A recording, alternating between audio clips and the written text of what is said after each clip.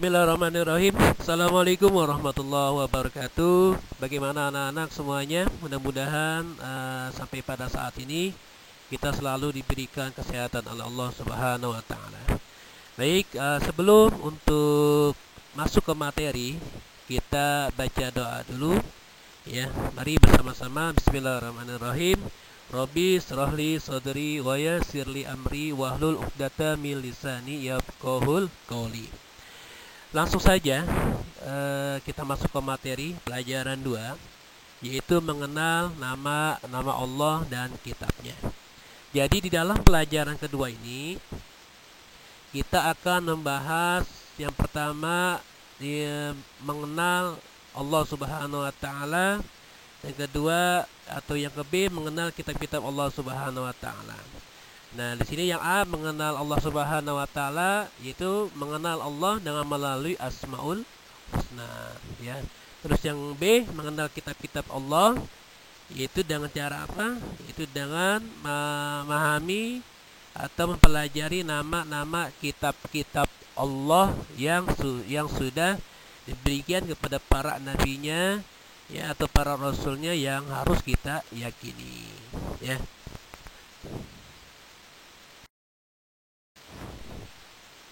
Ya, baik anak-anak, Pak Guru pesan sebelum masuk dalam penjelasan materi, kamu siapkan alat tulisnya, ya, alat tulisnya buku atau pulpen ya, untuk mencatat di dalam selama pemberian materi. Kalian catat di buku tulis agama, ya. Nanti suatu saat tuh catatan ataupun tulisan kalian akan dikumpulkan, ya. Jadi siapkan alat tulisnya untuk mencatat materi yang diberikan dari Pak Guru ini. Baik anak-anak, yang pertama adalah mengenal Allah melalui Asmaul Husna. Apa sih arti Asmaul Husna? Ya. Asmaul Husna terdiri dari dua kata, yaitu Al-Asma dan Al-Husna. Yang pertama adalah Al-Asma, artinya adalah nama-nama Allah. Ya, nama-nama Allah. Al-Husna, ya, yang kedua adalah Al-Husna, artinya adalah yang baik atau indah. Nah, berarti kalau kita satukan arti dari Asmaul Husna, yaitu nama-nama Allah yang indah atau nama-nama Allah yang baik. Jadi Allah memiliki Asmaul Husna, artinya nama-nama yang indah yang sudah tersirat di dalam Al-Qur'an yang sebanyak 99. Nah, di sini ada kata kalimat al-asma. Al-asma, al itu kalau bahasa Arabnya adalah isim ma'rifat. Artinya al itu artinya menunjukkan sudah jelas untuk tertuju kepada Allah. Seperti al-asma artinya adalah nama-nama Allah. Ya, jadi sudah jelas menuju nama-nama Allah. Yang kedua Al-Husna, ini ada alnya juga, disebut dengan kalau bahasa Arabnya ilmu nahwunya adalah isim ma'rifat. Ya, ini yang menunjukkan yang baik ini atau indah itu adalah Allah. Jadi Asmaul Husna artinya adalah nama-nama Allah yang baik atau nama-nama Allah yang indah. Jadi gini, Allah selain memiliki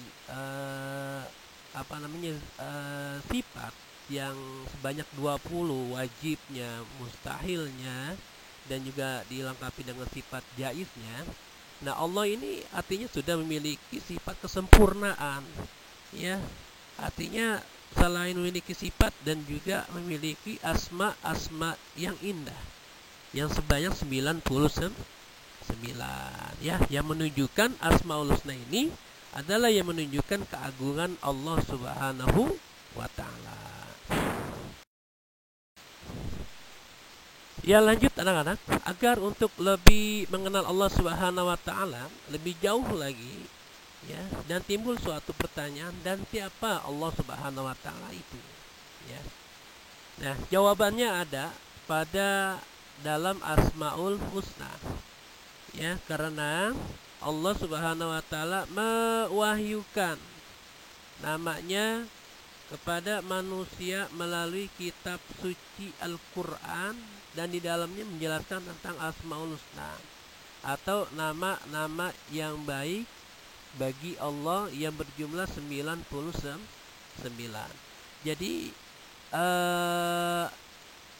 di dalam Al-Quran dan juga Allah memberikan pesan kepada kita agar selalu untuk memperbanyak menyebut nama-nama Allah, ya, yaitu dengan melalui Asmaul Husna yang sebanyak 99, baik di dalam kita berzikir, baik di dalam kita berdoa. Karena di dalam kita berzikir dan berdoa itu tiada lain asma Allah selalu kita ucapkan, selalu kita kita amalkan di dalam kegiatan-kegiatan yang bersifat ibadah kita kepada Allah Subhanahu wa taala. Jadi agar untuk meyakini bahwasanya Allah itu adalah Tuhan kita, yaitu dengan meyakini atau memahami asma Allah yang sebanyak 99, ya. Nah, ini insya Allah kalau kita pahami, kita amalkan, kita hafalkan lebih-lebih lagi, maka dalam suatu hadisnya akan Allah jamin untuk masuk surga.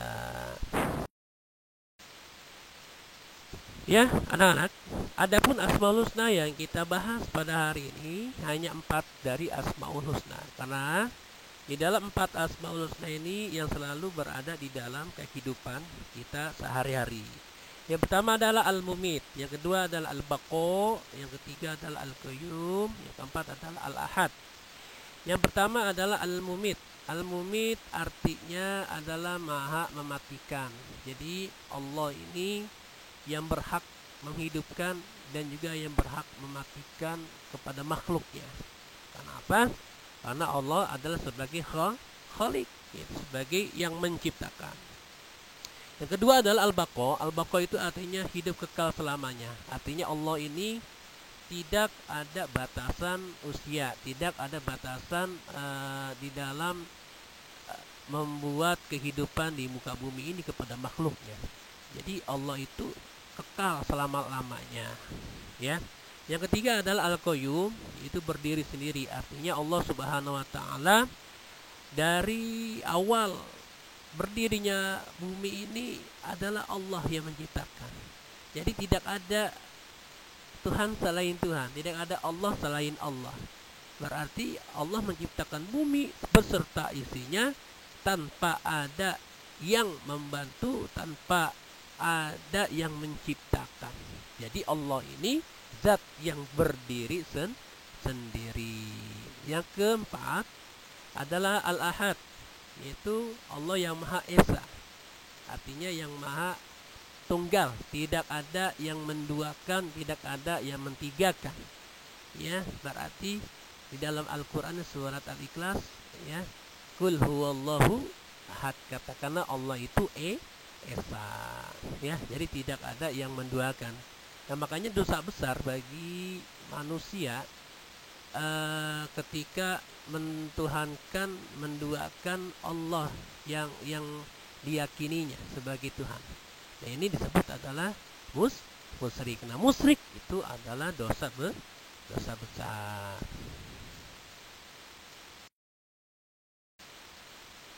Ya, anak-anak, yang kedua yaitu nama-nama kitab Allah Subhanahu wa taala. Allah Subhanahu wa taala telah memberikan kitab-kitab kepada para nabinya sebagai pedoman dan mengajak umatnya atau kaumnya ke jalan yang diridhoi oleh Allah Subhanahu wa taala menuju keselamatan dan kebahagiaan dunia dan akhirat. Jadi kitab Allah itu, ya, baik Zabur, Taurat, Injil, Al-Quran adalah kitab yang membawa keselamatan menuju kebahagiaan kepada umatnya, yaitu menuju Tuhan yang Esa, yaitu Allah Subhanahu wa taala.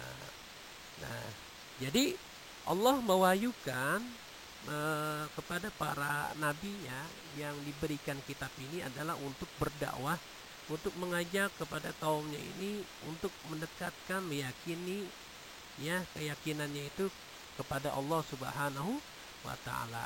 Apa saja kitabnya yang diberikan kepada masing-masing para nabi dan rasulnya? Yang pertama yaitu kitab Taurat. Taurat itu adalah kitab yang dibawa oleh Nabi Musa alaihissalam. Yang kedua kitab Zabur, yaitu kitab yang dibawa oleh Nabi Daud alaihissalam. Yang ketiga adalah kitab Injil, kitab yang dibawa oleh Nabi Isa alaihissalam. Kitab Al-Quran, yaitu kitab yang dibawa oleh Nabi Muhammad SAW sebagai penutup dari kitab-kitab lainnya. Nah, ini nama-nama kitab Allah. Ya, yang pertama kitab Taurat dengan menggunakan bahasa Ibrani, ya, gaya bahasa Ibrani. Yang kedua kitab Zabur ketika beliau menduduki tahta sebagai raja dari Bani Israel abad ke-10 Masehi. Ini kitab Zabur, ya, ketika memiliki tahta dari raja Bani Israel, yaitu abad ke-10. Yang ketiga adalah kitab Injil, yaitu diturunkan di daerah Yerusalem abad ke-1 masih dalam bahasa Yunani. Jadi dalam bahasa isinya dari kitab Injil itu bahasa Yunani. Yang keempat adalah kitab Al-Quran yang diturunkan di kota Mekah dengan bahasa Arab, ya. Sewaktu Nabi Muhammad berada di Gua Hira di dalam berkhilawat untuk mendekatkan diri kepada Allah Subhanahu wa Ta'ala. Ini turun kitab Al-Quran itu, ya, pada malam 17 Ramadan. Nah, jadi semua yang kita bahas, ya, baik dalam mengenai Asmaul Husna ataupun kitab-kitab Allah yang 4, ya. Nah, ini ada lain adalah adapun semua kitab Allah yang Allah berikan kepada nabinya, dan lain adalah yang membawa ajaran terpuji seperti baik hubungan manusia kepada Allah dan hubungan manusia terhadap sesama manusia. Nah, ini tentang kitab-kitab Allah yang 4 itu adalah untuk mengajak, itu untuk meyakinkan diri kepada Allah Subhanahu wa Ta'ala agar hidupnya selamat dan menuju kebahagiaan, yaitu baik hubungan antara manusia dengan Allah, baik hubungan manusia dengan terhadap sesama manusia. Ya anak-anak, demikianlah materi pada hari ini tentang Asmaul Husna dan juga dengan kitab-kitab Allah. Ya, mudah-mudahan sedikitnya yang sudah kita simak dari awal sampai akhir dapat kita pahami. Tolong dalam selama mendengarkan materi yang Pak Guru sampaikan dicatat, ya, di buku tulis agama, ya. Sekian dari Bapak dengan diakhiri dengan ucapan alhamdulillahirabbil alamin. Assalamualaikum warahmatullahi wabarakatuh.